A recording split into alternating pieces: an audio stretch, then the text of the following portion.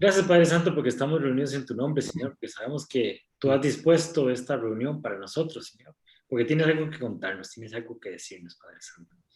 Prepara nuestros corazones para crecer con tu palabra, Señor, que podamos entender a profundidad lo que tienes para nosotros hoy, Señor, y que sea de provecho para nuestra vida, Señor, que salgamos aquí transformados, Padre Santo. Transforma nuestros corazones, Señor, transforma nuestra mente, Señor, para que transforme nuestra manera de vivir, Padre Santo. Porque queremos, Señor, ser diferentes, Señor. Queremos parecernos más a Cristo, Señor, a esa estatura perfecta de tu Hijo amado, Señor. Bendice esta reunión, Señor. Que todo lo que vayamos a decir aquí, Señor, sea de acuerdo a tu voluntad y de acuerdo a tu bendición, Padre Santo. Y que podamos crecer con tu palabra, Señor. Bendice a los que no se han podido conectar, Señor. Que ellos puedan ver el estudio más adelante, Señor, y también puedan recibir de la bendición tuya, Señor.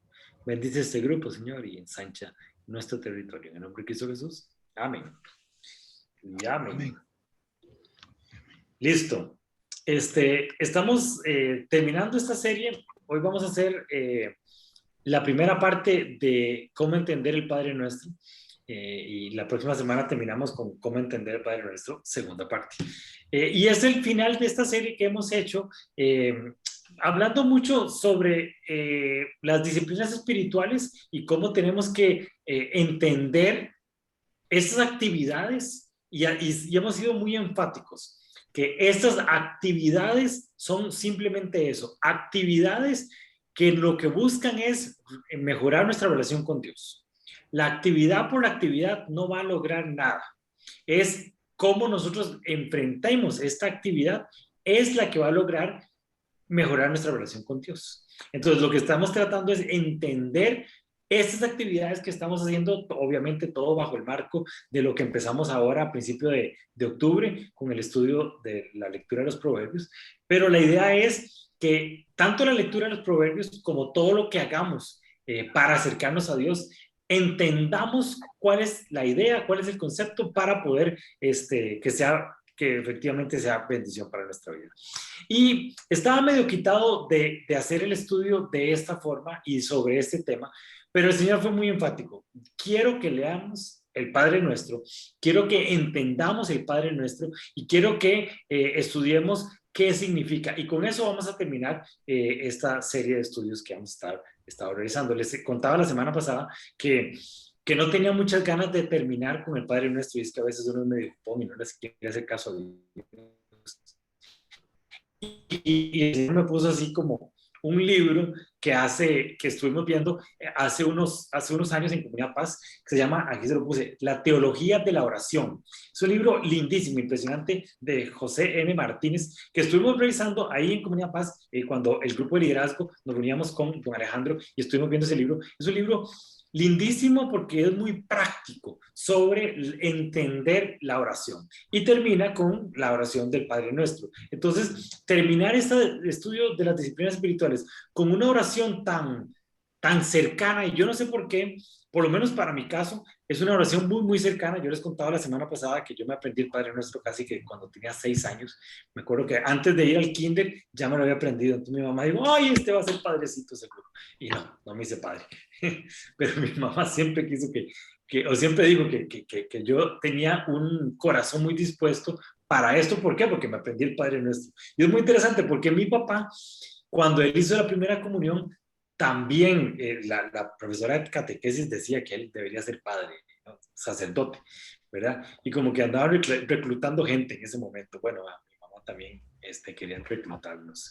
Pero bueno, todo bajo el marco de esta actividad que estamos haciendo de la lectura de los proverbios, que ha sido lindísimo, y lo que más me ha gustado es que nos hemos mantenido el grupo unido, juntos, leyéndolo, y ahora vamos a ver las estadísticas de cómo estamos en la lectura, y me encanta que hemos seguido fieles ahí leyendo todos los días, ¿verdad?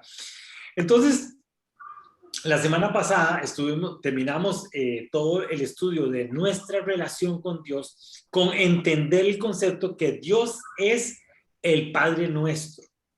Y esta idea, que tal vez es muy cercana a nosotros, fue revolucionaria en su momento. O sea, Jesús, cuando empezó a hablar del Padre, era algo como que la gente no entendía, porque el concepto, la cosmología que tenía la gente era de Elohim, de Jehová, de algo ahí grandote, algo que si yo no sabía cómo manejarlo, me mataba. O sea, si la gente entraba impuro al lugar santísimo, se moría.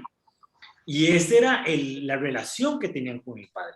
Y llega Jesús y empieza a hablar del Padre Nuestro, y no solo el Padre Nuestro, porque la traducción es tan linda cuando Jesús está crucificado y dice, Abba Padre, eso quiere decir papito, o sea, no era como, oh Padre Nuestro, no es papito, o sea, es una relación tan cercana, tan tierna, tan cotidiana, que a veces se nos olvida primero lo innovadora que fue cuando Jesús le introdujo.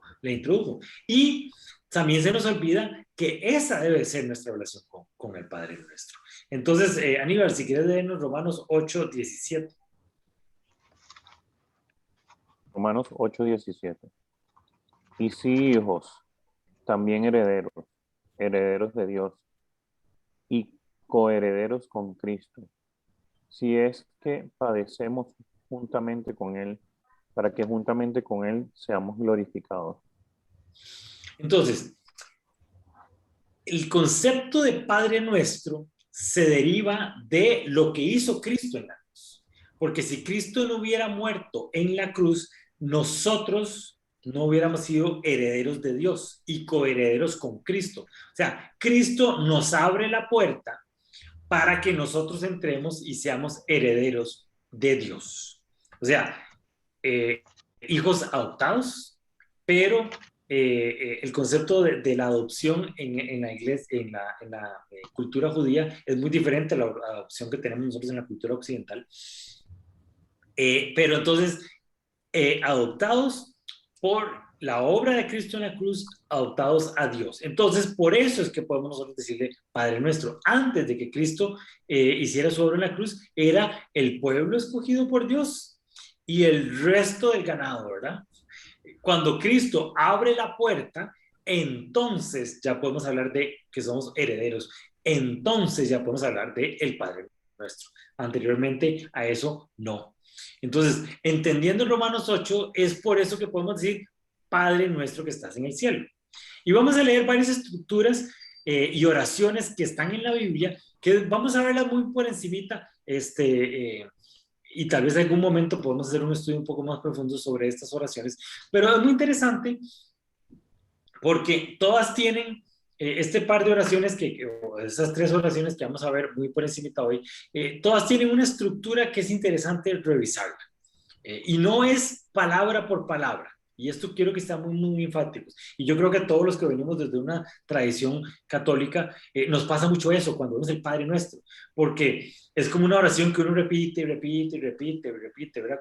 Cuando va a los rosarios y entonces uno lo lee 5 veces en el rosario y después todas las demás oraciones. Y les voy a contar un poquito de dónde surge eso.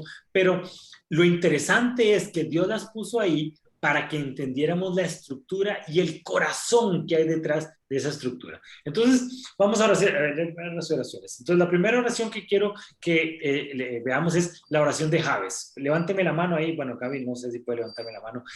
Si han oído la oración de Jabes. ¿Quién ha oído la oración de Jabes? Ninguno. Bueno, sería interesante hacer un estudio sobre la oración de Jabes. Es una oración muy pequeñita que está en 2 Crónicas 4, 9 y 10. Don Álvaro, si quieren nos lee 2 Crónicas 4, 9 y 10. Está bien. Primera de Crónicas 4, 9, 10. Había un hombre llamado Jabes, quien fue más honorable que cualquiera de sus hermanos. Su madre le puso por nombre Jabes porque su nacimiento le causó mucho dolor.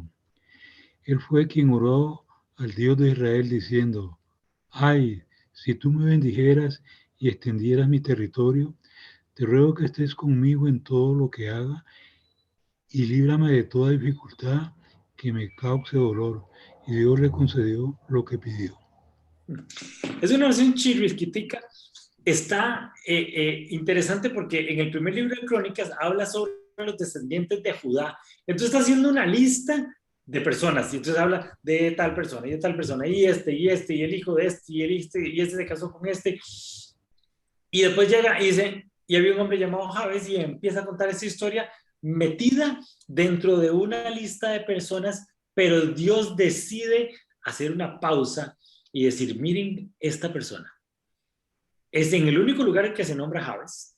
Es en el único libro en donde se habla de Jabes. No se sabe en qué época, en qué momento, en qué historia, pero dice que fue un hombre diferente a sus hermanos, que su nombre significa que causó mucho dolor. Entonces era una persona que venía con un estigma, que venía con un prejuicio, y él estaba destinado a ser uno más. Él estaba destinado a vivir una vida un poco triste, violenta, de dolor, pero su corazón se acerca al corazón de Dios y hace una oración. Y una oración interesantísima. Y la oración es cortita. Dice, y si tú me bendijeras y extendieras mi territorio, te ruego que estés conmigo en todo lo que haga y líbrame de toda dificultad que me cause dolor. Y Dios le concedió lo que pidió. Y después sigue contando la historia de los descendientes de Judá. Entonces, vemos que hay detrás de esa oración, que fue una oración tan poderosa. O sea, entendamos, Dios quiere bendecirnos.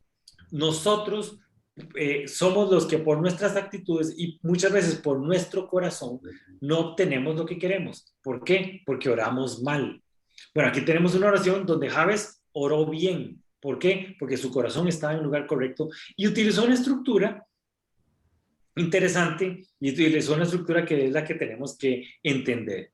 Pero no es la estructura por la estructura. Por eso le puse ahí el corazón detrás de esa estructura. Entonces, podemos ver que la estructura básica de esta oración es petición personal, extendida a mi territorio. Es una petición muy bonita, porque es una petición que no, aunque es una petición personal, no es una petición egoísta. Yo siempre vacilo, ¿verdad? Cuando uno dice, bueno, señor, regálame un Hummer. ¿Por aquí quiere un Hummer? Ah, es que yo quiero que cuando pase al frente de la casa de mis amigos todos se les caigan las babas y que yo sea la envidia a todo el barrio. Eso no es una petición que Dios va a conceder, porque ¿dónde está ese corazón? ¿Verdad? Cuando Jabes le dice, extienda mi territorio, lo que está diciendo es, yo quiero abarcar más para llevar tu nombre y evangelizar a más personas, evangelizar en el concepto del Nuevo Testamento, pero llevar un mensaje a más personas. Entonces, aunque es una petición personal, viene con una idea de un corazón dispuesto a Dios. Después tiene una petición corporativa. ¿Qué quiere decir? O sea, acompáñame. Yo no voy a ir solo. Yo no quiero ir solo. Yo quiero ir con usted, porque usted y yo vamos a hacer la actividad juntos. Entonces se vuelve una petición corporativa. Aunque la anterior tiene el concepto de que llevar el mensaje de Dios, o sea, el corazón estaba en el lugar correcto, el corazón de Jabes estaba en el lugar correcto. Esta otra petición corporativa es todavía más enfática y dice, yo quiero ir con usted. O sea, extiéndame mi territorio, pero yo quiero ir con usted. Y después una petición espiritual. Líbrame del enemigo. Y aunque esta oración es totalmente petitoria, ¿verdad? Es una oración donde quiero esto, quiero esto, quiero esto. Y tal vez es una oración que tal vez, ahora vamos a verlo más adelante, es un poco criticable en el sentido donde no hay alabanza, no hay exaltación, no hay gratitud, es simplemente petición. Pero vemos que el corazón de Jabes hace 3 peticiones pequeñitas, pero las 3 peticiones tienen que ver con incorporar a Dios en nuestra vida. Extiéndame mi territorio, ¿para qué? Para poder llevar tu palabra. Acompáñame, ¿para qué? Para no ir solo. Y líbrame del mal, ¿para qué? Para estar cerquita tuyo, ¿verdad? Entonces, esos para qué son los importantes de la oración de Jabes. Y es una estructura súper, súper básica, pero es una estructura que nosotros tenemos que aprender a orar correctamente. Entonces, si usted quiere un Hummer, no lo pida para que a sus vecinos se les caiga la baba. Más bien diga, porque yo quiero llevar 20 familias en mi Hummer, todos para la iglesia el domingo, ¿verdad? Entonces, ahí Dios dice, está bien, ahí está su Hummer, ¿verdad? es un chiste, no pidan un hombre. Entonces, dentro de esa estructura había un corazón conforme al corazón de Dios. Y esto provoca que la petición sea tan eficaz que dice, ¡pum!, Dios le concedió lo que pidió. Es una oración muy linda y vamos a hacer un estudio más profundo en algún momento. Hay un disco buenísimo que habla, que tiene como 6 o 7 canciones sobre la petición de Jabes, sobre la oración de Jabes, muy, muy lindo también. ¿Okay? Después, lo otro que quiero que hoy veamos es los 10 mandamientos. Los 10 mandamientos no como una oración, sino como una estructura que está en la Biblia y que es muy, muy clara. Entonces, Gaby, si quieres leernos los 10 mandamientos, Deuteronomio 5, del 6 al 21. Sí, claro, con mucho gusto. Dice Deuteronomio 5, del 6 al 21. Yo soy el Señor tu Dios, quien te rescató de la tierra de Egipto, donde eras esclavo. No tengas ningún otro Dios aparte de mí. No te hagas ninguna clase de ídolo ni imagen de ninguna cosa que está en los cielos, en la tierra o en el mar. No te inclines ante ellos ni les rindas culto, porque yo, el Señor tu Dios, soy Dios celoso, quien no tolerará que entregues tu corazón a otros dioses. Extiendo los pecados de los padres sobre sus hijos. Toda la familia de los que me rechazan queda afectada, hasta los hijos de la tercera y cuarta generación. Pero derramo amor inagotable por 1000 generaciones sobre los que me aman y obedecen mis mandatos. No hagas mal uso del nombre del Señor tu Dios. El Señor no te dejará sin castigo si usas mal su nombre. Guarda el día de descanso al mantenerlo santo, tal como te lo ordenó el Señor tu Dios. Tienes 6 días en la semana para hacer tu trabajo habitual, pero el 7º día es de descanso y está dedicado al Señor tu Dios.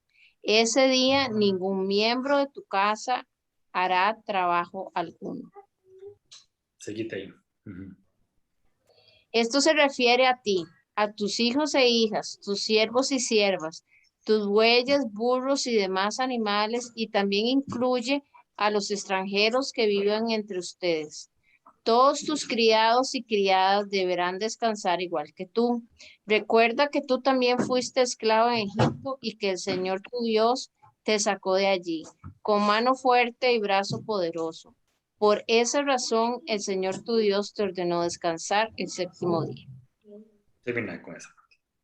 Honra a tu padre y a tu madre. Ay, es el mismo Deuteronomio, sí. Honra a tu madre y a tu padre, tal como el Señor tu Dios te lo ordenó. Entonces tendrás una vida larga y plena en la tierra que el Señor tu Dios te da. No cometas asesinato, no cometas adulterio, no robes, no des falso testimonio contra tu prójimo. No codicies la esposa de tu prójimo, tampoco codicies la casa de tu prójimo, ni su tierra, ni su siervo, ni su sierva, ni su buey, ni su burro, ni ninguna otra cosa que le pertenezca. En estas 3 pantallas vemos el decálogo, o sea, los 10 mandamientos. Los 10 mandamientos están en 2 partes, ¿verdad? O sea, en Éxodo, que es donde la historia describe todo que termina o que pasa por los 10 mandamientos, y Deuteronomio, que es como la ley que está otra vez escrita los 10 mandamientos. Escogí esta, Deuteronomio, pero en Éxodo también es la misma. Los mismos 10 mandamientos. Es interesante, y aquí no es para crear polémica, pero los 10 mandamientos de la Iglesia Católica son diferentes a los 10 mandamientos de la Iglesia Cristiana. Entonces, solo para que sepan un poquito de eso. Ahora les voy a contar dónde está la diferencia. Pero que son 10, ¿verdad? Así es como se llama la película de Charlton Heston. Entonces, se quedan 10 mandamientos. Pero veamos la estructura que hay detrás de estos 10 mandamientos. ¿Ok? Entonces, luego de que Dios saca al pueblo de Israel de la esclavitud de Egipto, los lleva por el desierto, y entonces vamos a ver la estrategia que hizo Dios. Dios agarró a un hombre, a ese hombre le puso un Dios, le dio una cultura, lo metió en Egipto como que le puso levadura y de alrededor de 20 personas que eran los que entraron a Egipto, salieron alrededor de 5 millones de personas. Esos fueron los que salieron de Egipto, ¿verdad? Entonces ya ese es un pueblo grande, un pueblo que tenía cierta estructura, ¿verdad? Estaban distribuidas de acuerdo a las 12 tribus de Israel. Y en ese momento que el pueblo los saca, les da la ley. Y entonces le da una estructura que dicen, ok, con esta es la constitución política que la que yo quiero que ustedes se manejen. Dentro de esa ley, metida dentro de esa ley, está la estructura. El corazón de esa estructura es el corazón de Dios. Entonces vemos que esa misma estructura va a estar presente en las otras oraciones que vamos a estar leyendo. Entonces, ¿cuál es la estructura que vemos ahí? ¿Verdad? ¿Cuál es el corazón de esa estructura? Tenemos los primeros 4 mandamientos que hablan sobre nuestra relación con Dios. Y si ven, los mandamientos no están como, por lo menos los primeros 4 mandamientos no están como tan específicos, 1, 2, 3, 4. Los otros 6 sí son más específicos, pero esos primeros 4, entonces dice, amarás a Dios sobre todas las cosas, no te hagas ídolos, no uses el nombre de Dios en vano y guarda el día de descanso. Esos son los primeros 4 mandamientos, ¿ok? Sobre estos 4 mandamientos vemos que habla sobre nosotros con Dios. ¿Cómo es nuestra relación con Dios? Entonces, primero que nada, a Dios lo ponemos en primer lugar. Dios es un Dios celoso, no le gusta que pongamos ídolos. No usemos el nombre de Dios en vano, o sea, no es como que todo es, o sea, que hay que darle cierto respeto al nombre de Dios. Y guarda el día de descanso. En algunas versiones o en algunos decálogos dicen santificar las fiestas. Eso sí es como que lo han de alguna manera explicado este 4º mandamiento. Muy interesante. La Iglesia Católica, aquí es donde empieza a haber cierta diferencia, porque en esto solo habla de 3. Amarás a Dios sobre todas las cosas. La parte de los ídolos no la pone no uses el nombre de Dios en vano, y el 3er mandamiento, santificar las fiestas, ¿verdad? Ahora vamos a ver dónde saca el 6º, sí, como el 9º mandamiento, lo divide en 2 y entonces ya tiene 10 mandamientos, ¿ok? Porque sí, son 10 mandamientos para la Iglesia Católica y 10 mandamientos para la Iglesia Cristiana. Si lo vemos en la palabra de Dios, esos son los primeros 4 mandamientos. Y después la segunda parte de los mandamientos es de nuestra relación con las demás personas. Entonces dice, honra a tu padre y a tu madre, no cometas asesinato, no cometas adulterio, no robes, no des falso testimonio y no codicies lo que pertenece a tu prójimo. Este último mandamiento, la Iglesia Católica lo divide en 2. Dice, no codicies a la esposa y no codicies los bienes. Es un poco como jalado el pelo porque al final de cuentas es no codicies. Y entonces por eso la gente dice que los hombres tenemos 10 mandamientos y las mujeres solo tienen 9, porque las mujeres no pueden codiciar a la mujer de nuestro prójimo, ¿verdad? Aunque en esta cultura a veces sí, media LGTB, a veces sí. Pero en realidad, en la parte de no codices es el 10º mandamiento. Entonces aquí están los 6 mandamientos que tienen que ver con nuestra relación entre nosotros. Entonces, la estructura de los 10 mandamientos es muy interesante. La primera parte habla sobre nuestra relación con Dios y la segunda parte habla sobre nuestra relación con las demás personas. Y vamos a dejarnos con esa estructura, dejémosla en mente porque es muy interesante cómo esta estructura de los 10 mandamientos vamos a verla también en la estructura de las otras oraciones. Y vemos cómo Jesús agarró y puso evidente esta estructura. No sé, Kenita, si estás por ahí, léenos Mateo 12, 28 al 31. Así va llegando y ahí mismo la vamos a poner a leer. ¿Está por ahí, Kenita? No, hombre, se acaba de conectar. Es que estaba en una reunión. Viene saliendo. Don Álvaro, si quieren, lee ahí Mateo 12, 28 al 31. Mateo 12, 28 al 31. Uno de los maestros de la ley escuchó la conversación entre Jesús y los saduceos. Al ver que Jesús les respondió muy bien, se acercó y le preguntó, ¿cuál es el mandamiento más importante de todos? Jesús le contestó, el primero y más importante de los mandamientos es el que dice así, Escucha, pueblo de Israel, nuestro único Dios es el Dios de Israel. Ama a tu Dios con todo lo que piensas, con todo lo que eres y con todo lo que vales. Y el segundo mandamiento en importancia es, cada uno debe amar a su prójimo como se ama a sí mismo. Ningún otro mandamiento es más importante que estos dos. En otras versiones, después de eso dice, en estos dos mandamientos están toda la ley y todos los profetas, ¿verdad? Muy interesante porque Jesús lo que dice es, la estructura de los 10 mandamientos está dividida en dos, nuestra relación con Dios y nuestra relación con las demás personas. Y aquí pone los dos mandamientos, que en esos dos mandamientos están metidos toda la ley y todos los profetas. Si usted sigue estos dos mandamientos, amarás a Dios con todo y amarás a tu prójimo como a ti mismo. En estos dos mandamientos está toda la estructura de los 10 mandamientos. Entonces Jesús hace evidente eso que estábamos viendo anteriormente. Y vamos a ver qué interesante cómo vemos esta estructura en el Padre Nuestro, ¿verdad? Entonces, el contexto del Padre Nuestro es muy interesante también estudiarlo porque nos ayuda a entender por qué es que sale esta oración y cuál es la idea de esta oración, ¿ok? Entonces, Aníbal, si quieres léenos ahí Mateo 6 del 5 al 8. Esto es lo que viene antes de la oración del Padre Nuestro. Tengo un poquito de ruido, pero bueno. Mateo 6 del 5 al 8. Cuando oren, no sean como los hipócritas, porque a ellos les encanta orar de pie en las sinagogas y en las esquinas de las plazas para que la gente los vea. Les aseguro que ya han obtenido toda su recompensa. Pero tú, cuando te pongas a orar, entra en tu cuarto, cierra la puerta y ora a tu Padre, que está en lo secreto. Así tu Padre, que ve lo que se hace en secreto, te recompensará. Y al orar, no hablen solo por hablar como hacen los gentiles, porque ellos se imaginan que serán escuchados por sus muchas palabras. No sean como ellos, porque su Padre sabe lo que ustedes necesitan antes de que se lo pidan.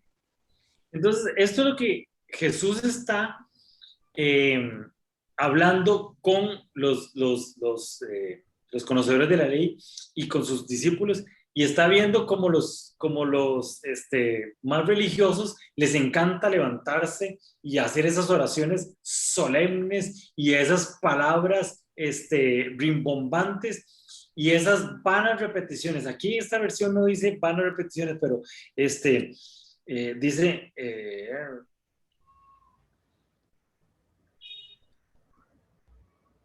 y oran no es por hablar como hacen los gentiles.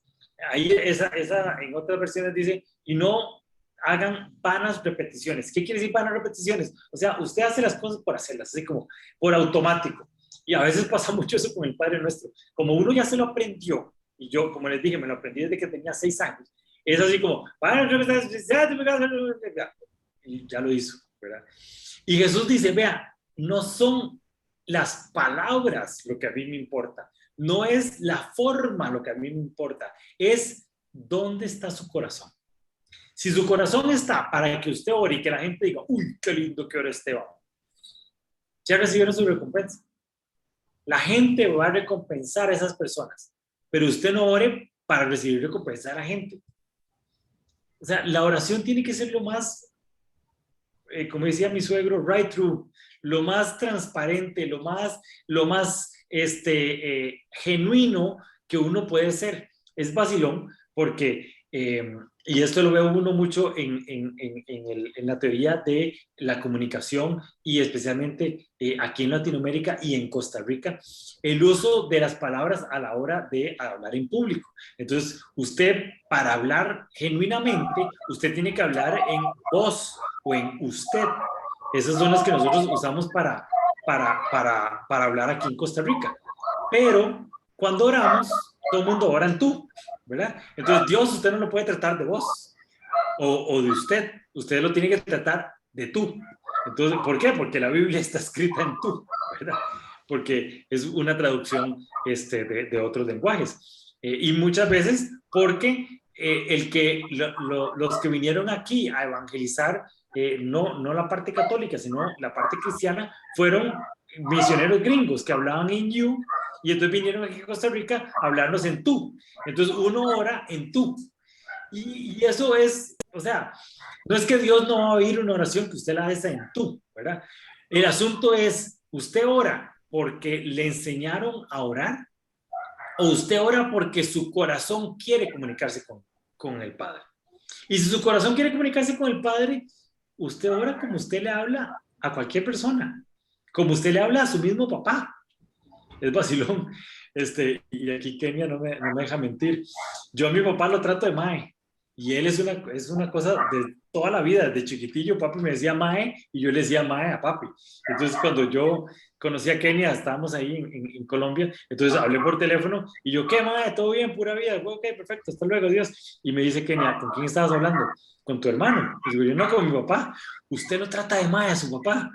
Entonces, sí, toda la vida lo he tratado así. Y entonces, esa es la misma cercanía con la que uno tiene que tratar a Dios, como usted habla con su papá. Entonces yo a veces le digo a Dios, qué pereza, yo siempre con esta misma manera o con estas mismas peticiones de oración, qué pereza, madre, ¿verdad? Y entonces, esas son las oraciones que Dios quiere. Una oración que sea cercana a nuestro corazón, una oración que sea así, totalmente transparente y genuina. Y eso es lo que está diciendo Jesús. Vea, métase dentro de su cuarto, cierre la puerta, porque usted no ora para que los demás lo oigan, o por lo menos estas oraciones personales. Hay unas oraciones corporativas, por ejemplo, cuando usted llega y ora frente a la iglesia, en una oración, en un culto de oración, o usted hace una oración aquí frente a todos la gente que está en este estudio bíblico, usted ora diferente. ¿Por qué? Porque usted es una oración para orar corporativamente. Entonces uno tiene que tener otro tipo de lenguaje, pero la oración personal, la que estamos estudiando hoy, es la oración personal, la que usted tiene con su Padre. Cierre la puerta, que nadie lo oiga. Es una cosa entre usted y Dios.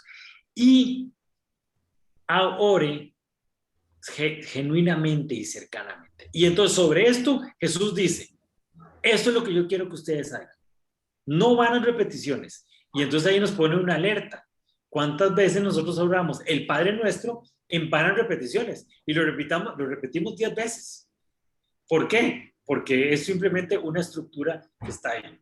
Es muy interesante, y ya que hablo sobre este tema, quería tocar el punto, porque el rosario católico, obviamente, inicia con un concepto y un corazón muy lindo. Resulta que a las 6 de la mañana, a las 3 de la tarde y a las 6 de la noche, los monjes en un pueblo en Francia se sentaban a orar, a leer los salmos. Y ellos agarraban del salmo, creo que era del 1 al salmo 50, leían todos los salmos y a las 6 de la mañana leían todos los salmos del 1 al 50, a las 3 de la tarde del 50 al 100 y a las 6 de la noche del 100 al 150. Y entonces todos los días hacían eso. Y el pueblo que estaba abajo, porque el monasterio estaba arriba, el pueblo que estaba abajo dice, yo quiero acompañarlos en oración, pero yo no sé leer, y no me puedo aprender de memoria los salmos. Entonces le pidieron a los monjes que por favor les enseñaran una oración que ellos pudieran repetir para acompañar en el espíritu a los monjes que estaban leyendo los salmos. Entonces el pueblo abajo, que no sabía leer, se aprendió una oración muy fácilmente, que repetía y repetía y repetía, y duraba el mismo tiempo que duraban los monjes leyendo los salmos. ¿Por qué? Porque querían acompañar en ese momento solemne y espiritual. Y ahí es donde nace el rosario, que el rosario católico se ora y tiene la costumbre de orarse a las 6 de la mañana, a las 3 de la tarde y a las 6 de la noche. Y en los pueblos campesinos, a la fecha, todavía se hace eso, por lo menos en algún horario. A las 6 de la noche se leía el Santo Rosario, se apagaba la luz y todo el mundo a dormir. Pero entonces el corazón del rosario es muy lindo, porque lo que busca es que la gente se acerque a este tiempo de oración que tenían los monjes. Pero ahora ya sabemos leer. Le pasó como a la señora que metía 2 veces un pie al horno y creían que esa era la receta original y no era, simplemente porque el horno no le cabía un pie completo. Y entonces creían que esa era la receta. Pero con el pasar del tiempo se les olvidó el corazón de lo que era eso y hacían las cosas simplemente porque toda la vida se ha hecho así. Entonces, ahora que ya podemos leer, que ya la mayoría de la gente sabe leer, agarremos el Salmo y leamos. Y no importa si es repetitivo, si todos los días leemos el Salmo del 1:50 a las 6 de la mañana, no importa. Y al día siguiente lo leo otra vez y lo leo otra vez y lo leo otra vez. Es la palabra de Dios que va a estar ahí. Y léalo en voz alta, no importa. Y es proclamar la palabra de Dios. Es muy diferente a las vanas repeticiones, que aquí Jesús sí es un poquito duro y dice, no hagan vanas repeticiones. A mí no me interesa que usted llegue y repita. Eso para mí no es ninguna cercanía, no es ningún acto ahí de sacrificio. No tiene por qué hacerlo. Yo quiero que cuando ustedes oren, se metan y tengan un corazón de acuerdo a lo que quieren manifestarle a su Padre. No sean como ellos, porque su Padre sabe lo que ustedes necesitan antes de que se los pidan. Entonces, seamos diferentes, es lo que está diciendo Jesús. Y después viene con el Salmo, Mateo 6, del 9 al 13, y aquí se los puse muy solemnemente, lo que viene el Padre Nuestro. Entonces, Gaby, si quieres leernos ahí el Padre Nuestro. Mucho gusto. Dice Mateo 6, del 9 al 13. Ustedes deben orar así. Padre nuestro que estás en el cielo, santificado sea tu nombre. Venga tu reino. Hágase tu voluntad en la tierra como en el cielo.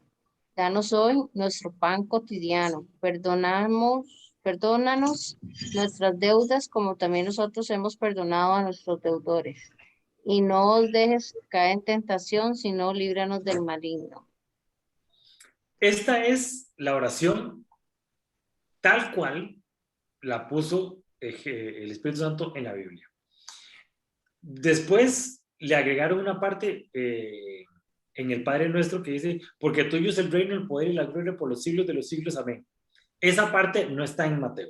Algunos libros, y de hecho este libro que yo estoy leyendo, la incluye, y yo dije, ¿por qué voy a incluirlo si no está en la Biblia? Y yo me estoy centrando en hacer un estudio bíblico. Entonces, no es un estudio cultural o histórico, no, es un estudio bíblico. Entonces, vamos a estudiar la estructura que está dejándonos aquí Jesús en el Padre Nuestro. Entonces, aquí está el Padre Nuestro. Cuando uno lo lee, y me gustó que Gaby lo leyó de acuerdo al texto y no de acuerdo a lo que uno se lo aprendió de memoria. Entonces, perdona nuestras deudas, como también nosotros hemos perdonado a nuestros deudores. A mí yo me lo aprendí, perdona nuestras ofensas, como también nosotros hemos perdonado a quien nos ofende, ¿verdad? Pero igual, hay diferentes versiones y hay diferentes palabras ahí que cambian un poquito por allá, por acá. Pero vamos a ver el contexto, vamos a ver el corazón de la estructura de esta oración. Igual, como los 10 mandamientos, vemos 2 partes claramente diferenciadas. La primera parte tiene que ver con Dios. Comprende la invocación al Padre y las peticiones relativas a su nombre, a su reino y a su voluntad. ¿Qué quiere decir eso? Ok, es una oración petitoria, como la oración de Javes que vimos hace un ratito. O sea, es una oración donde tenemos unas peticiones. Es una oración donde dice, Señor, necesito que usted interceda por mí para hacer esto, esto y esto. Una lista de peticiones. Pero la primera parte tiene que ver con nuestras peticiones al Padre, o sea, con nuestra relación con Dios. Y la segunda parte tiene que ver con nuestras necesidades del hombre, el pan, el perdón y la protección. Entonces, vemos una estructura muy parecida a la parte de los 10 mandamientos y vemos también una estructura muy parecida a lo que Jesús dijo. Los 2 mandamientos que ustedes tienen que aprender es amar a Dios sobre todas las cosas y a tu prójimo como a ti mismo. Y aquí está diciendo, el Padre Nuestro lo dimos en 2, unas peticiones que tienen que ver con las peticiones con el Padre y las otras peticiones que tienen que ver con las peticiones como el hombre. Entonces, el orden, o sea, la estructura que Jesús nos deja en esa oración es muy aleccionadora, o sea, nos deja ya una enseñanza. Cómo nuestros pensamientos tienen que estar relacionados de acuerdo a esa estructura. ¿Cómo es que mi corazón debe estar con respecto a esa estructura? Y es que es muy interesante porque vea, cuando empezamos a hablar sobre nuestra relación con Dios y nuestras peticiones se vuelven en estas peticiones que tienen que ver con nuestra voluntad, algo va pasando en nuestro corazón. Y cuando llegamos a la segunda parte decimos, quieras que ya como que esa petición del Homer ya como que ya no tiene como mucho sentido. Ahora voy a pedir cosas que tienen más que ver con mi propósito, con mi declaración, con lo que yo soy, con un montón de cosas. Entonces se vuelve más profunda las peticiones de la segunda parte. Si yo empiezo a pedir de acuerdo a las necesidades del hombre, empiezo a pedir tonteras.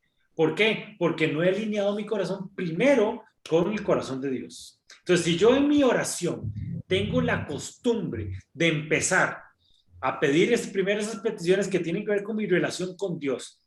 Señor, yo no quiero alejarme de tu voluntad. Señor, por favor, te pido que estés conmigo hoy y siempre. Señor, no me aleje ni a izquierda ni a derecha. Señor, yo quiero estar cerca tuyo. Yo quiero ser instrumento tuyo. Y después de ese tipo de oraciones, empezamos con las oraciones de, Señor, necesito de esto, necesito tal otro, ya para mi vida como mis necesidades humanas aquí en la tierra. Entonces, ya mi corazón se alinea. Entonces, de una vez, la estructura del Padre Nuestro nos da esa relación. Primero, ocupándome de Dios y después ocupándome de mis necesidades. Entonces, se vuelve lógico lo que Mateo 6:33 dice: busca primeramente el reino de Dios y su justicia y todas las demás cosas le serán añadidas. Entonces, Mateo 6:33 está con esta misma estructura. Es como el contexto de esta estructura del Padre Nuestro.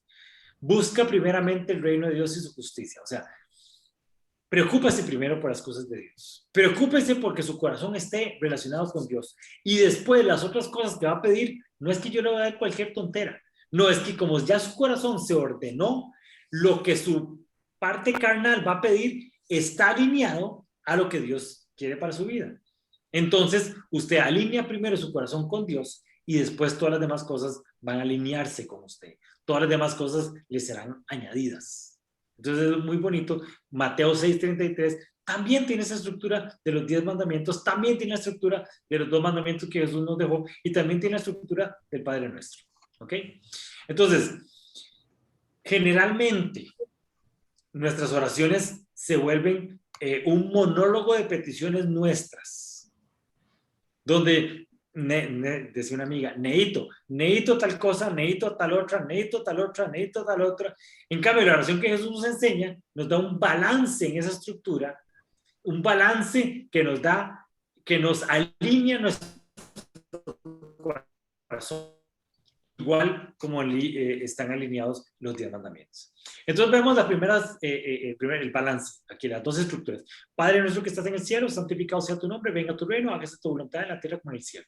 Esa es la primera estructura que, aunque son peticiones, ¿verdad? Aunque hablan sobre quién es Dios y lo que yo quiero que Dios haga en mi vida, tienen que ver con mi relación con Dios.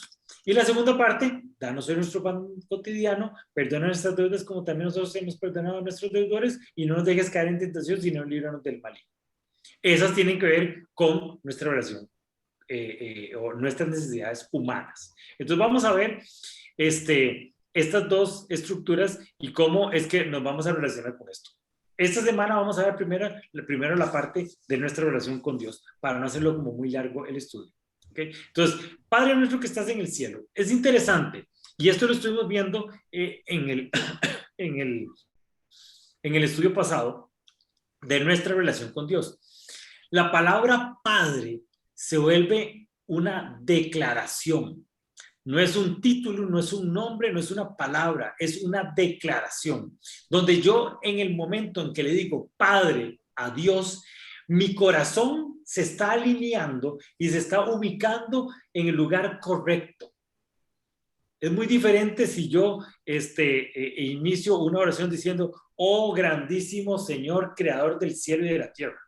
O sea, sí, eso es Dios también. Pero cuando Jesús nos enseña, ok, empiecen una oración diciendo Padre. ustedes van a tener un Dios cercano, un Dios que es sencillo, un Dios que usted entiende, un Dios que usted se relaciona con, o sea, es una persona que está ahí cerquita y que yo puedo ver y ubicar fácilmente en el contexto. Entonces, esta palabra padre, primero que nada, como les dije, fue revolucionaria con Jesús. En ningún otro lugar antes de Jesús es que Dios se llama como padre en una oración. Muchas veces se habla de nuestro padre a Jacob, nuestro padre Moisés, el Dios de nuestros padres, pero que Dios fuera padre nuestro es totalmente revolucionario. Por eso es que dicen que Jesús era medio hippie. ¿Por qué? Porque decía estas cosas y la gente decía, ¿pero qué está haciendo? ¿Cómo puede ser posible que tenga esa relación con Dios? Bueno, esto es lo que Jesús nos dice, vea, Abba Padre, o sea, papito, venga aquí conmigo y relaciónese aquí conmigo. Entonces, esta primera palabra es sumamente importante porque es una declaración. Y como les dije anteriormente, no éramos hijos hasta que Jesús hizo lo que hizo en la cruz. Este pasaje lo leímos al principio del estudio, pero quiero que entendamos, y fue lo que vimos, terminamos la semana pasada, entendamos el concepto. O sea, y si somos hijos, también herederos, herederos de Dios y coherederos con Cristo. Si es que padecemos juntamente con Él, para que juntamente con Él seamos glorificados. O sea, yo me pego a Jesús, Jesús hizo la obra, yo me pego a Jesús y ahí voy detrás de Jesús. Y entro al trono de la gracia y me encuentro al Padre de Jesús, que en ese momento se convirtió en mi Padre. Y yo puedo decirle, Padre nuestro que estás en el cielo. Y entro confiado al trono de la gracia diciéndole, papi, vieres que tengo una necesidad. Y después nos ubica en una relación de jerarquía y poder entre nosotros y Dios. ¿Por qué? Porque no es ese ser lejano, grandísimo y superpoderoso que está allá en el cielo. Sí, Dios es superpoderoso, Dios es grandísimo, nuestra mente no puede ubicarlo, pero Jesús dice, yo no quiero que ustedes se relacionen con ese Dios. Yo prefiero que ustedes se relacionen con Padre Nuestro a que se relacionen con Elohim, que es el Señor. Sí, que Dios sigue siendo el Señor y Él hizo así y se creó todo el cielo y la tierra, porque Él es súper poderoso y mantiene en perfecto balance toda la creación y toda la eternidad. Pero aún así Jesús dice, yo no quiero que ustedes se relacionen así con Dios. Yo quiero que ustedes se relacionen con Papito, con el Abba Padre, con el Padre Nuestro que estás en el cielo. Y don Álvaro, léanos ahí Hebreos 2.7, el último versículo que está ahí. Está bien. Hebreos 2.7. Lo hiciste un poco menor que los ángeles y lo coronaste de gloria y de honra. La semana pasada hablábamos también de este mismo tema, porque obviamente era como el inicio de lo que íbamos a ver sobre el Padre Nuestro. Pero esta traducción a veces es un poco criticada porque la gente dice, la traducción dice, lo hiciste un poco menor que Elohim. Entonces no son los ángeles. Lo hiciste un poco menor que Dios. Así es como Dios creó al hombre, un poco menor que nosotros. En la jerarquía, los ángeles tal vez tengan más poder en el mundo espiritual que nosotros, pero en la jerarquía Dios nos puso un poco menor que Dios. Y ese es el lugar que nosotros tenemos en la creación. Y como ese lugar lo tenemos en la creación, que Jesús diga, Padre Nuestro, no está tan descabellado. Bueno, y era Jesús, ¿verdad? También. Y entonces, recuerden que para la fe judía, Dios habitaba en el tabernáculo. O sea, había un lugar, depende del tiempo histórico, pero en el tiempo de Jesús, por ejemplo, estaba el templo, y en el templo había un lugar escondido y metido.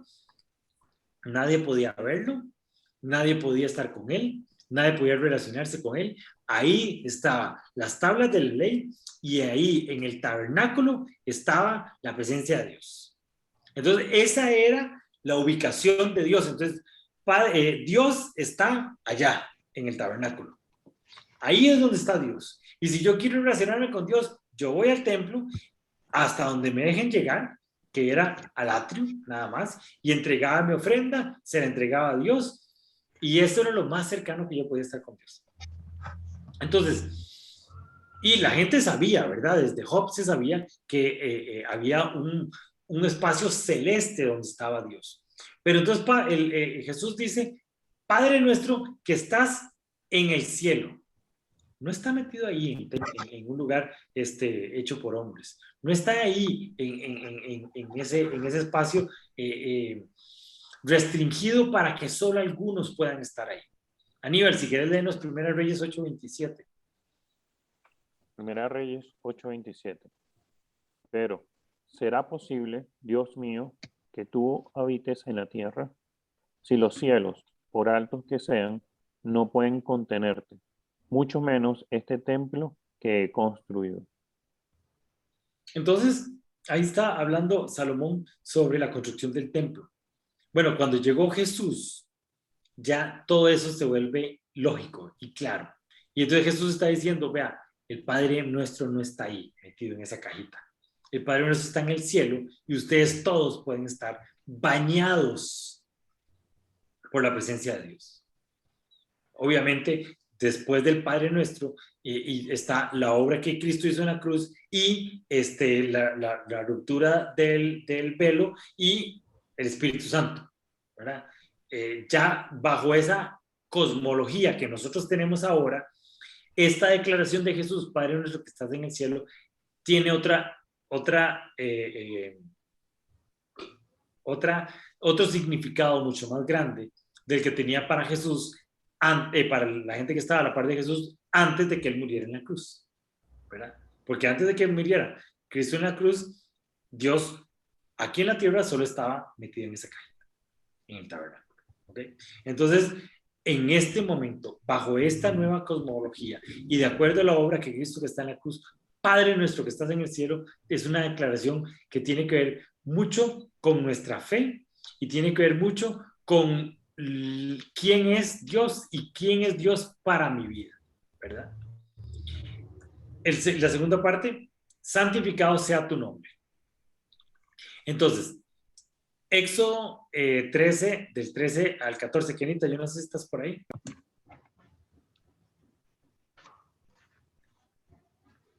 Sí, dame un chance.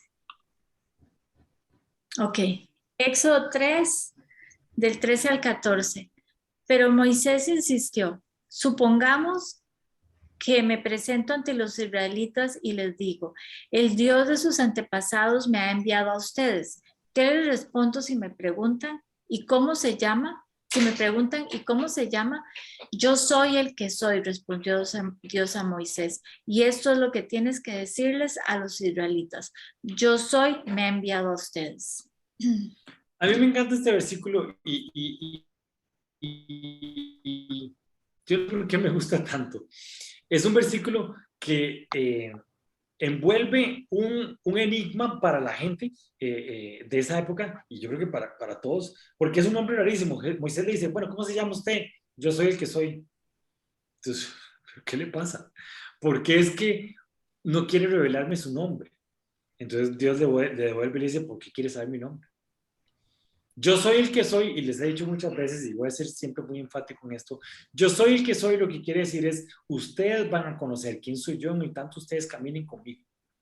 Yo no puedo revelar mi nombre porque yo no tengo un nombre.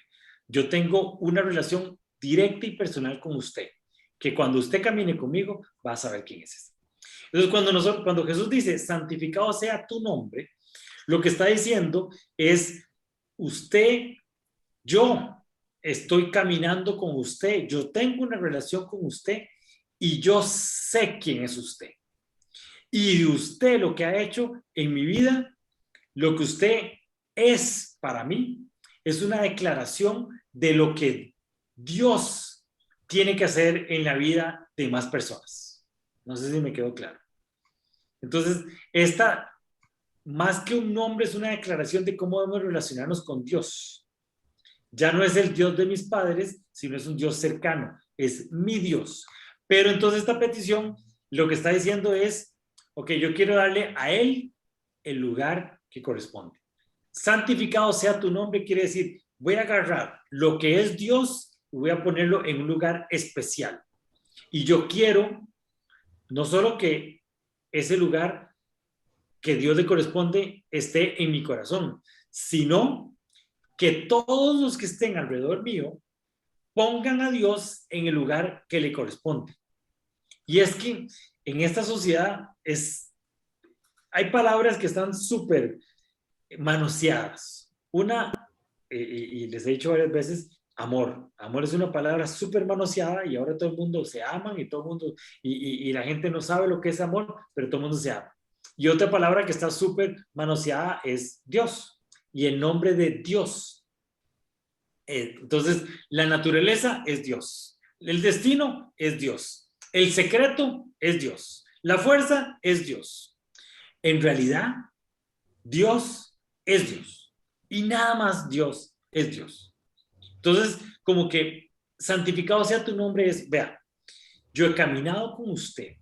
Yo sé quién es usted. Yo tengo mi relación con usted y voy a ponerlo en un lugar especial. Y me gustaría que la gente toda la ponga en ese lugar especial. No solo que yo santifique tu nombre, sino que la sociedad completa o el mundo completo aprendan a santificar el nombre de Dios. Y es que estamos en un mundo como el de Isaías 29:13. Don Álvaro, si quiere leernos Isaías 29:13. Con mucho gusto. Isaías 29:13. El Señor dice: este pueblo me alaba con la boca y me honra con los labios, pero su corazón está lejos de mí. Su oración no es más que un mandato enseñado por hombres. Entonces, igual, ¿dónde está el corazón de la gente? ¿Qué es lo que busca la gente? ¿Buscan un botiquín? ¿Buscan un hacedor de milagros? ¿Buscan un genio de la lámpara? Pero nosotros, que hemos caminado con Dios, que sabemos quién es Dios, que tenemos esa relación con Dios, lo ubicamos en el lugar y entonces lo alabamos de corazón, no solo de la boca para afuera. Otra vez, lo importante de que en nuestra oración metamos nuestro corazón y no solo nuestras palabras y nuestras peticiones. ¿Okay? Venga tu reino. Esta para mí es la declaración más importante del Padre Nuestro. Inclusive más importante que danos el pan nuestro cada día, que me parece que también es importantísima, porque tenemos que comer. Venga tu reino. Es la declaración que da pie al ministerio de Jesús. Venga tu reino, lo que está envuelve en esas tres palabras lo que Jesús vino a hacer aquí a la tierra y lo que nosotros nos dejaron comisionados a seguir haciendo. Durante muchos años se creyó en el evangelio y se le puso evangelio de la salvación. Entonces necesitamos que mucha gente llegue, haga la oración de fe, se salve y ahora sí, quédese viendo para el techo porque ahorita usted se va a morir y se va para el cielo.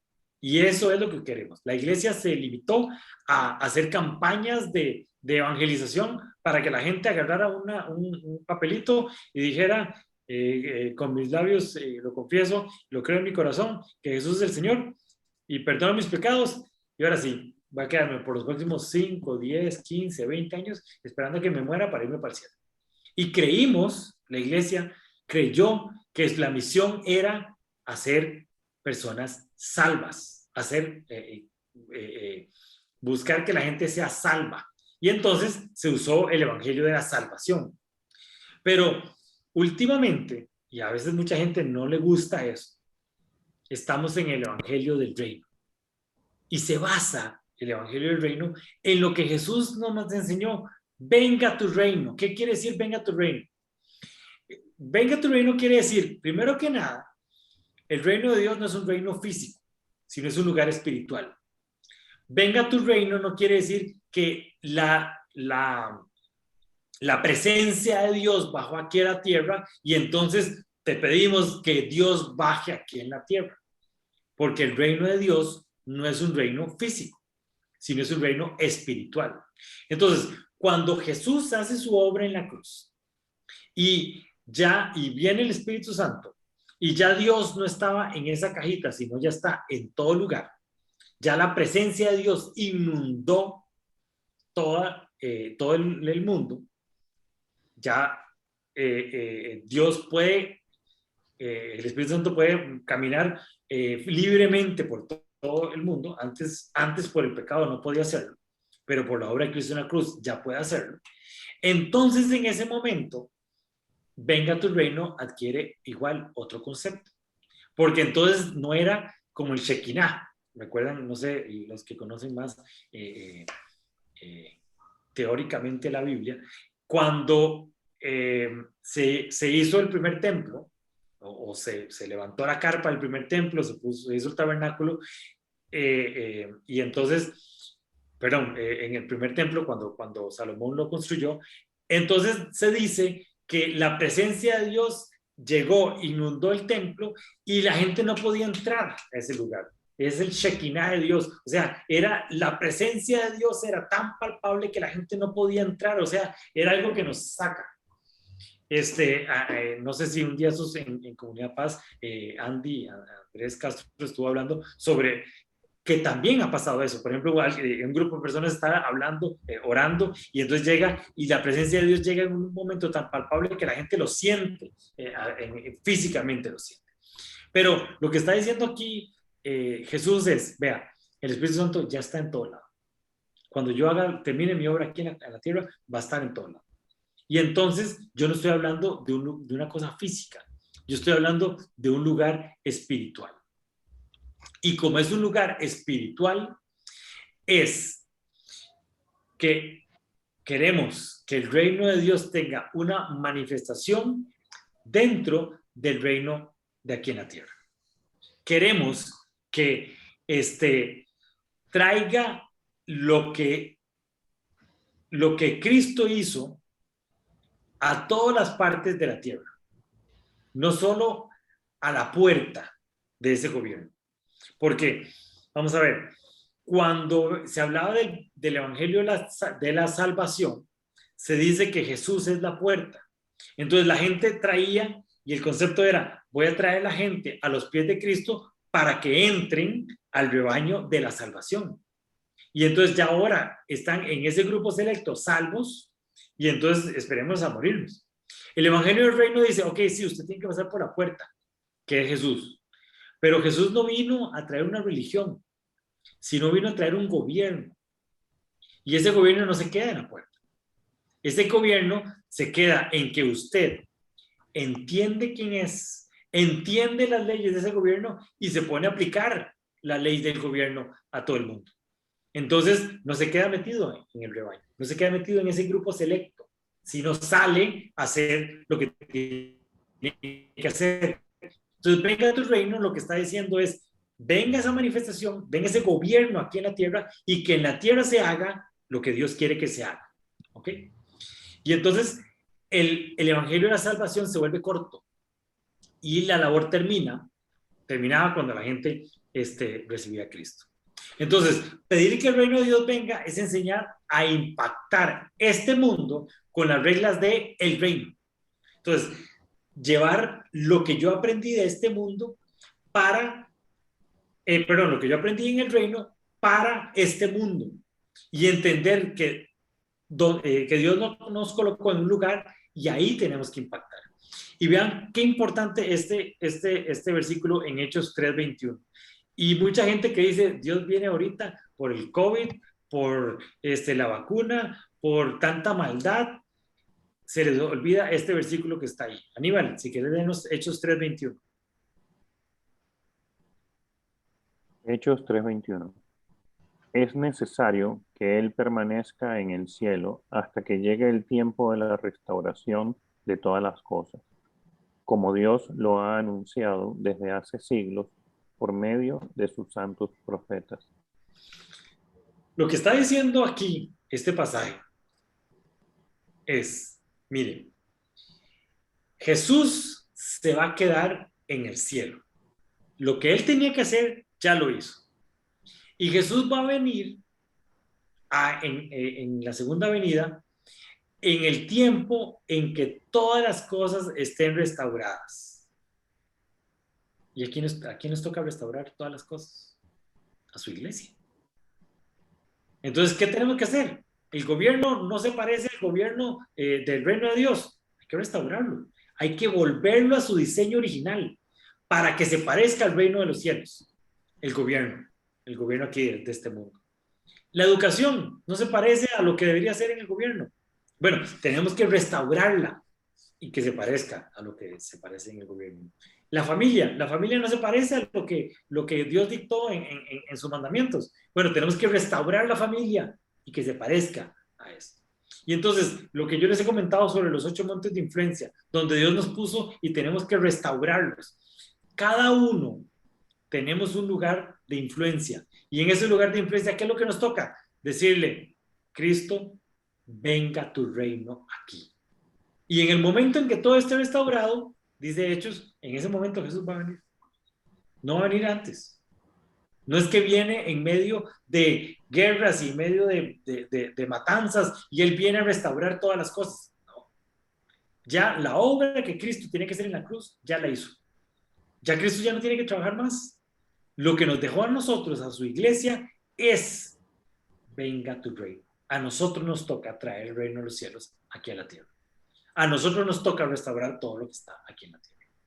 ¿Ok? Hágase tu voluntad en la tierra como en el cielo. Este pasaje, este último versículo me encanta porque toca un tema teológico importantísimo, la voluntad de Dios.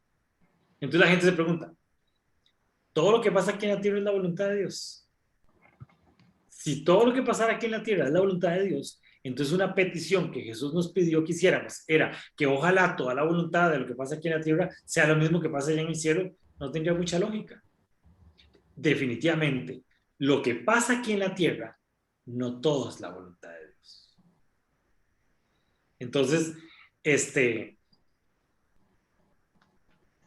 nos da un concepto más aterrizado de quién es Dios. ¿Cuál es la voluntad de Dios? Porque si todo lo que pasara aquí en la tierra fuera la voluntad de Dios, entonces tendríamos un Dios como medio malo, un Dios como medio equivocado, un Dios que se jala muchas tortas. Porque los crímenes, asesinatos, inclusive las malformaciones gestacionales, y esto me impactó. Mucha gente dice, es que ese chiquito salió así, porque era la voluntad de Dios.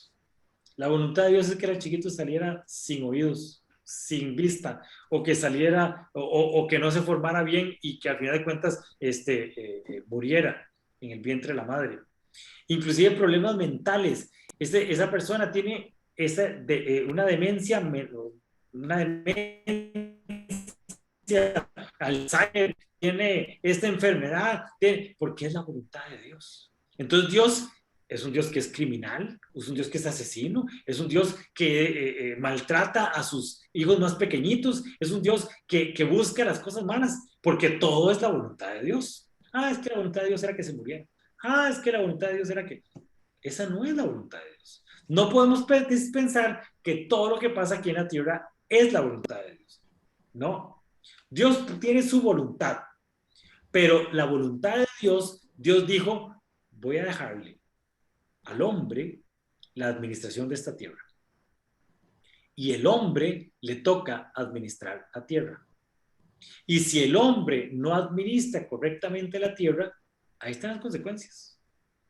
Y entonces, por ejemplo, después de un problema de agroquímicos que contaminaron el agua en un lugar en Estados Unidos, empezaron a salir un montón de chiquitos con malformaciones.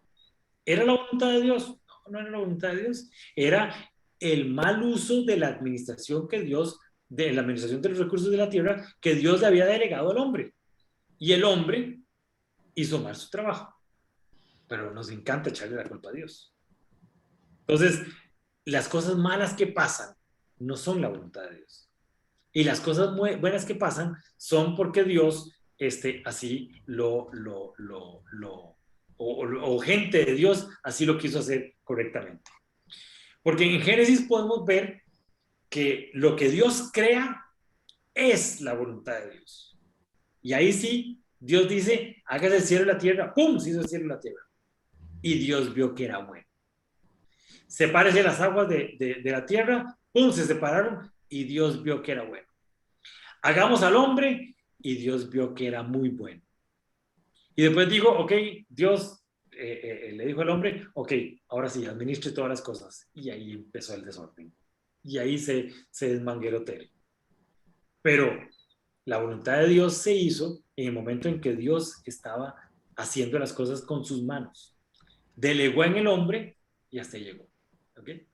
Entonces, la voluntad de Dios es y está bien especificada, pero también el libre albedrío del hombre para hacer o no hacer la voluntad de Dios. Entonces, en los evangelios podemos ver claramente, por ejemplo, que Dios tiene su voluntad perfecta,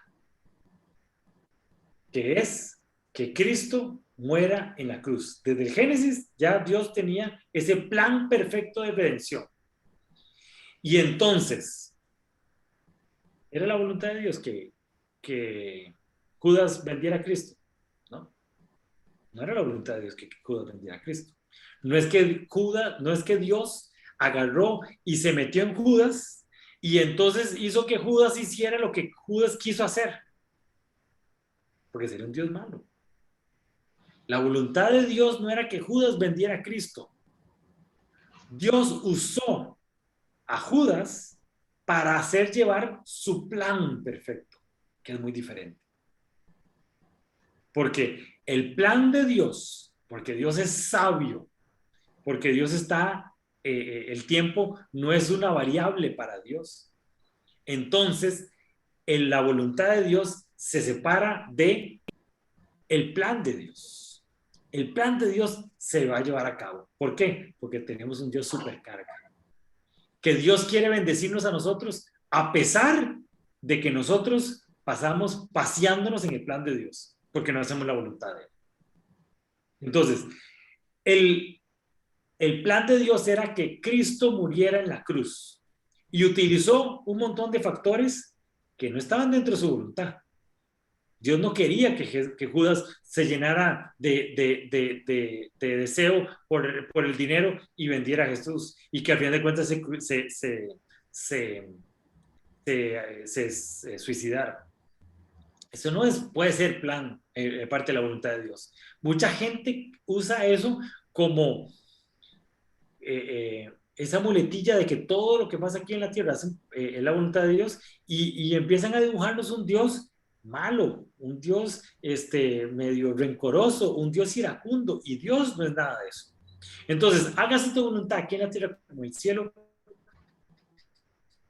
entenderla en el contexto de quién es Dios y que queremos que se haga aquí la voluntad de Dios aquí en la tierra. Y vea, desde Deuteronomio, desde el Antiguo Testamento, eso nos lo dejaban clarísimo. Gaby, si querés, denos Deuteronomio 30, 15 al 18. Claro, dice, hoy te doy a elegir entre la vida y la muerte, entre el bien y el mal. Hoy te ordeno que ames al Señor tu Dios, que andes en sus caminos y que cumplas sus mandamientos, preceptos y leyes.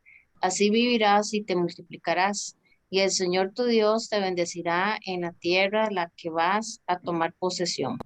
Pero si tu corazón se rebela y no obedeces, sino que te desvías para adorar y servir a otros dioses, te advierto hoy que serás destruido sin remedio. No vivirás mucho tiempo en el territorio que vas a poseer luego de cruzar el Jordán. Entonces, la voluntad de Dios aquí la pone, vea. Les doy a elegir entre la vida y la muerte. Yo le digo, si usted escoge la vida, si usted escoge a Dios, usted va a tener bendición. Si usted coge la muerte, y vean qué interesante, dice, sin duda serás destruido. No es que Dios está diciendo, voy a destruirte. No. El mundo, la naturaleza caída, todas las cosas, al final de cuentas, les recomiendo que escogen la vida. Porque si escogen la muerte, las consecuencias de eso van a ser la destrucción de ustedes. Pero mi voluntad, lo que yo más anhelo, es que ustedes escojan la vida y que vivan y se multipliquen y que el Señor de Dios los bendiga donde quiera que estén. Esa es mi voluntad, pero ustedes tienen para elegir. Escojan la vida o la muerte. Ahí están las dos consecuencias, ¿ok? Entonces, la voluntad de Dios está bien clara, dispuesta. ¿Qué es lo que tenemos que hacer nosotros?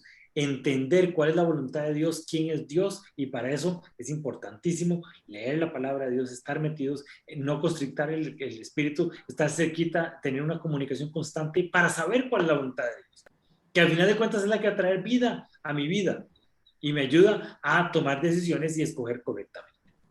¿Ok? Entonces, aquí vemos los primeros 4 versículos del Padre Nuestro. Pero estas peticiones, aunque tienen que ver con mi relación con Dios, dentro de estas peticiones hay un twist, hay una letra oculta que no estamos viendo. Y la oración se devuelve. Entonces, en esta primera parte del Padre Nuestro está estructurada como una alabanza a Dios. Y nos pone en perspectiva nuestra relación con Dios y nosotros con Él. Pero no está hecha solamente en una dirección. Vean qué interesante lo que Marcos puso ahí, 10, 17 al 30. Kenita, ¿estás ahí para leerlo?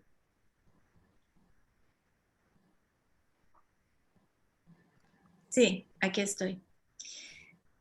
Cuando Jesús estaba ya para irse, un hombre llegó corriendo y se postró delante de él. Maestro, bueno, le preguntó, ¿qué debo hacer para heredar la vida eterna? ¿Por qué me llamas bueno? Respondió Jesús. Nadie es bueno sino solo Dios. Ya sabes los mandamientos: no mates, no cometas adulterio, no robes, no presentes falsos testimonios, no defraudes, honra a tu padre y a tu madre. Maestro, dijo el hombre, todo eso lo he cumplido desde que era joven. Jesús lo miró con amor y añadió, una sola cosa te falta. Anda, vende todo lo que tienes y dáselo a los pobres y tendrás tesoro en el cielo. Luego ven y sígueme. Al oír esto, el hombre se desanimó y se fue triste porque tenía muchas riquezas. Vean qué interesante, porque la lista que le da Jesús a este joven rico no es la primera lista. O sea, no fueron los primeros 4 mandamientos, sino fueron los otros 6 mandamientos, los que tenían que ver con su relación con los hombres. Y él sabía que esa parte, este joven rico la tenía bien clara. Pero lo que está diciéndole aquí Jesús es, yo sé dónde está tu corazón, y su corazón no está con Dios. Yo necesito que usted vuelva su corazón a Dios y se desarraigue de lo que está haciendo que usted no se acerque a Dios. Entonces, sus riquezas están sirviendo de piedra de tropiezo para que usted no se acerque a Dios. ¿Dónde está su corazón? Eso es lo que está diciendo Jesús. Dicen los estudiosos, y me encantaría a mí pensar lo mismo, que este que está aquí es Zaqueo, era pequeñito así, que Zaqueo más adelante sí se vuelve y entrega todos sus bienes y sigue a Jesús. Pero por lo menos en este pasaje, el joven rico se vuelve triste porque tenía muchas riquezas. Pero cuando vemos el Padre Nuestro y entendemos el corazón que hay detrás de esta estructura, y ese proceso de transformación que nosotros no es que llevamos, y esto es muy importante, cuando uno se acerca a Cristo, no es que se transformó y de ahora en adelante es cristiano. No, es un proceso de transformación que continúa. Es un proceso de alabanza que continúa en esa descripción de quién es Dios. Entonces, cuando yo repito el Padre Nuestro, entendiendo estos primeros 4 versículos, empieza esa alabanza de reconocimiento de quién es Dios, pero termina con un proceso de quién soy yo y lo que me falta a mí para hacer. Entonces, aunque yo me relaciono con Dios desde Dios conmigo, y aunque esos primeros 4 mandamientos tienen que ver con mi relación con Dios, no se queda en un tema de mi relación con Dios, sino se vuelve en un tema evangelístico también. Entonces, cuando decimos Padre nuestro que estás en el cielo, no puedes realmente acercarse al Padre si estás alejado de tus hermanos o separado de ellos por muros de enemistad e indiferencia. Cuando decimos santificado sea tu nombre, no podemos pedirle a Dios santificar su nombre, tenemos que santificarnos nosotros y separarnos nosotros y disponernos a pagar el precio de ser nosotros santificados. Si decimos venga tu reino, el reino de Dios es donde Dios reina. Venga tu reino está diciendo que vamos a hacer la voluntad de Dios donde quiera que vayamos. Es un atentado en contra de nuestra soberanía. Y cuando decimos hágase voluntad en la tierra como en el cielo, nos compromete y nos obliga a ser anunciadores de las buenas nuevas, de hacer lo que Jesús nos pidió en la gran comisión. Entonces, estas peticiones, que aunque se vuelven unas peticiones de nosotros con Dios, en el momento que tenemos este proceso de transformación, que nuestro corazón sabe a dónde es que está Dios y qué es lo que Dios está haciendo por nosotros, esas 4 peticiones también se vuelven en qué es lo que yo tengo que ser transformado para yo ser diferente y para yo ser acercarme a lo que Dios quiere que yo sea en su vida y lo que Dios quiere que yo sea en él. Entonces, esos primeros 4 de peticiones de oración, de esos primeros 4 versículos en el Padre Nuestro, se vuelven un proceso de alabanza a Dios, pero un proceso introspectivo de transformación de mi vida. Y entonces van en los 2 sentidos. Entonces se vuelve un proceso de quién es Dios y quién soy yo y cómo es que yo camino. Entonces, en ese momento es que nosotros entendemos cuando decimos Padre nuestro que estás en el cielo. Y con esto quiero dejarles esta primera parte. Yo sé que la próxima semana vamos a seguir viendo esta segunda parte y vamos a tener esta revelación lindísima. A mí me encantó ese libro y yo le estaba diciendo a Kenia que ese libro lo leí hace que como 6 años y yo creo que hay que volver a leerlo porque está buenísimo. Quiero hacerles nada más un pequeño resumen de cómo vamos con las oraciones o con la lectura en conjunta que estamos haciendo con Proverbios. A mí me ha encantado, y como les dije ahora en el inicio, me ha encantado cómo hemos adoptado esta actividad y cómo todos hemos sido muy diligentes en continuarla. Aquí estoy sacando yo una lista de todos los que hemos estado llevándolo, a ver cuántos 100 llevamos y a los que les falta ahí una u otra, que se pongan al día para llevar un 100 ahí a la par. Ha sido muy interesante porque hemos llevado muy buenas personas, o sea, muy buen récord. Casi que llevamos, la mayoría estamos al 100, 98, 91. Entonces hay bastante buenos. Hay gente que se queda en el camino, es entendible y no es para nada criticable, pero sí los insto a que sigamos adelante y que finalicemos este mes. Ya solo nos queda esta semana y que finalicemos este mes y ojalá que nos puedan acompañar en lo que vamos a seguir. ¿Ok? No sé si tienen alguna pregunta o alguna duda sobre lo que hemos estado viendo, algún testimonio.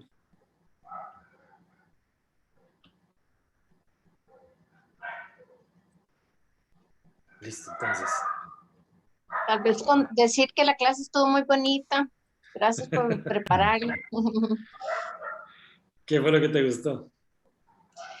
Mira, ahora haciendo, ¿verdad?, un análisis, eso que decías, ¿verdad? Es que al final como que la mente a veces es muy robótica y el Padre Nuestro, que también yo digo que nos lo enseñaron desde chiquillos. Yo estaba haciendo memoria, pero yo sí no me acuerdo cuando me lo aprendí, pero es cierto, a veces uno, de hecho los chiquillos a veces lo dicen aquí, van rapidísimo, parecen tragalenguas, y eso no está bien, ¿verdad? Porque uno pierde el sentido real de la oración, ¿verdad? Entonces, estaba haciendo aquí un autoexamen de que uno tiene que hacerlo menos robótico, diría yo, no sé cuál es la palabra, menos automático. Uh-huh. Sí, claro. No, no, y entender la estructura para copiar la estructura y no tanto copiar las palabras, ¿verdad? Que al final de cuentas esa es la idea de las vanas repeticiones. No es repetir las palabras del Padre Nuestro, sino entender la estructura del Padre Nuestro y dejarse transformar por esa oración. Y eso me gustó mucho y también me recordé cuando yo llevé el curso, bueno, una sesión de cómo orar allá en la Comu, que estabas vos también, yo creo, sí, ¿verdad? ¿Se acuerda? Una ¿Cómo? sesión como en la noche de No me cómo orar. acuerdo. No me También acuerdo. estaba Irene, mi prima, pero eso fue hace mucho rato ya, Ah, imagínate, sí. sí, hace ratillo. Ujú. Ujú. Entonces, sí, muchas gracias. Estuvo muy linda la clase. Qué dicha que te gustó. Y qué dicha que ojalá que a todos les haya gustado también. Listo. Yo, yo, yo me siento inclusive fuera de la carrera. ¿Sabes? Cuando uno puede decir, no, bueno, voy de último, voy a la mitad. Yo me siento que ni siquiera estoy participando en la carrera. ¿Por qué? Bueno, con todos estos cursos que tú vienes dando, eh, vengo como agarrando más conciencia y siento como que estoy, como eso mismo, como te digo, ni siquiera estoy participando en la carrera. O sea, yo sí venía estructurado, eh, le decía que en estos días en el curso que estoy haciendo con Adriana, eh, de que inclusive borré mi panel de los sueños, ¿sabes? Porque sentía que, no, que tenía que hacerlo. Y ahorita, escuchándote, efectivamente era cuadrado. O sea, porque yo tenía mi oración dentro de este panel, dentro de mi tablero, y es cuadrada completamente. O sea, y es un rezo más que una oración. El rezo me refiero a la lectura. Ujú. Entonces, bueno, esa es mi situación ahorita. Bueno, pero la idea es que todo esto nos ayude a sacar las cosas que no están, transformarlas, crecer y empezar a hacer las cosas como tienen que ser para meterse ahí a la competencia y Ujú, seguir en la ujú. carrera. Está bien, listo.